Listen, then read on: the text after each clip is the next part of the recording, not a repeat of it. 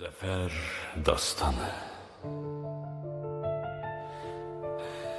8 noyabr şanlı vətənimin şərəf bayramıdır. Yazar Ulusoy. Ey şanlı vətənim, ey odlar yurdum əziz Azərbaycanım,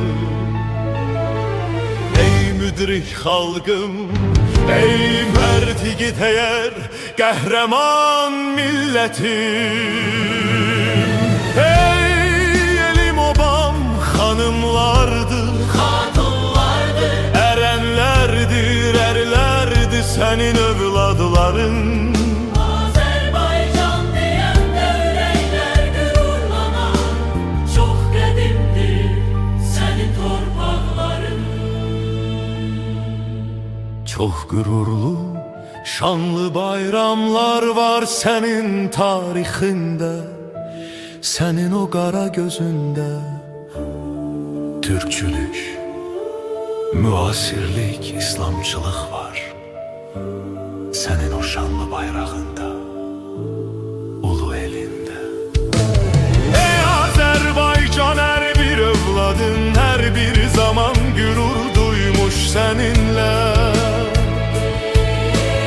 Ey vətən, onlar öz canlarını sənə qurban verməyə hazır olmuş.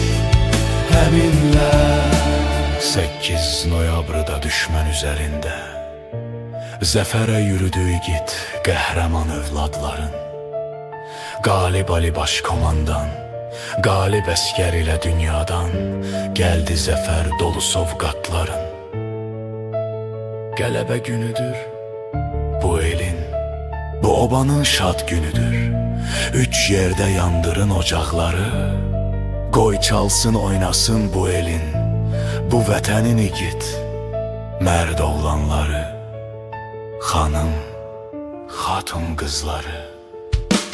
Ey mətin dağların başında dalğalanan şanlı bayrağım, Səninlə nəfəs alır bu müdrik xalqım, ey qədim torpağım. qanla yazılıb sənin tarixin, iz qoyub hər yerdə yanar ocağın. Ulduzun, ayın işığı, nur işıq saçır uzaqdan, nurlu bir çağın.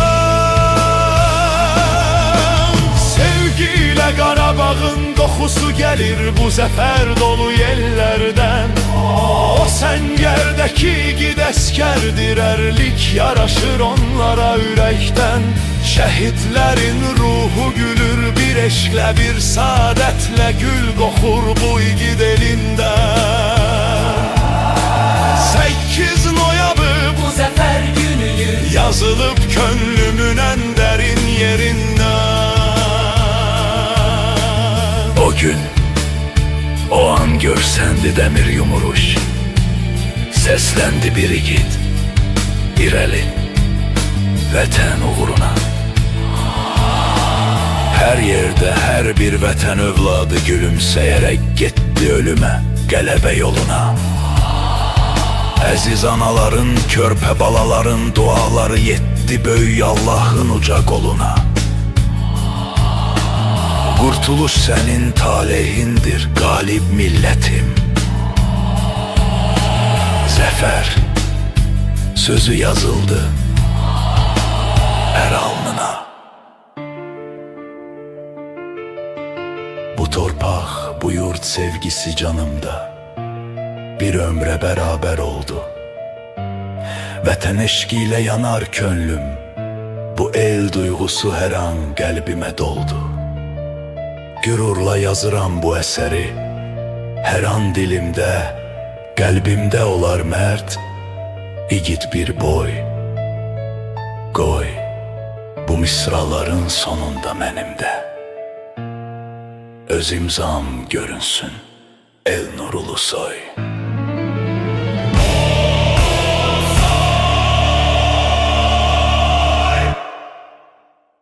Zafer